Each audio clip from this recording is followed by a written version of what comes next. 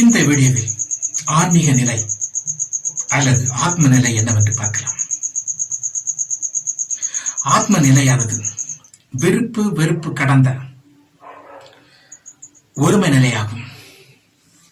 அதாவது நமது உடம்பு விருப்பு வெறுப்பான உணர்வுக்கு உட்பட்டது. ஆனால் ஆத்ம நிலையானது விருப்பு வெறுப்பு அற்ற ஒரு ஒன்றுமற்ற ஒருமை நிலையாகும். இப்போது உடம்பை பார்க்கலாம். நான் என்கின்ற அகங்கார உடம்பானது ஒரு பொருளின் மீது பற்று வைக்கும் போது விருப்பமான அல்லது வெறுப்பான உணர்வு இந்த உடம்பில் தோன்றுகிறது.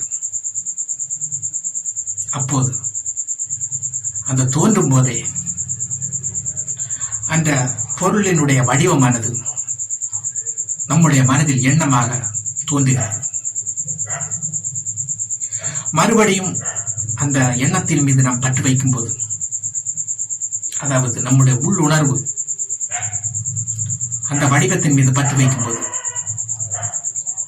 உணர்வு தோன்றி உணர்ச்சியாக மாறுகிறது. இதிலிருந்து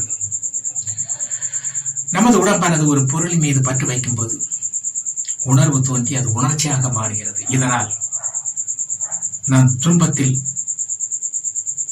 உட்படுகிறோம். நாம் தியானம் செய்யும் போது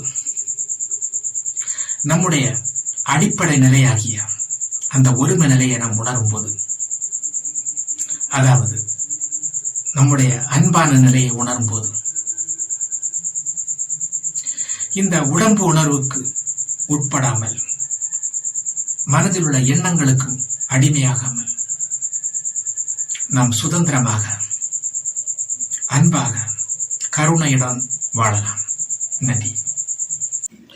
Thanks for watching. Please share and subscribe.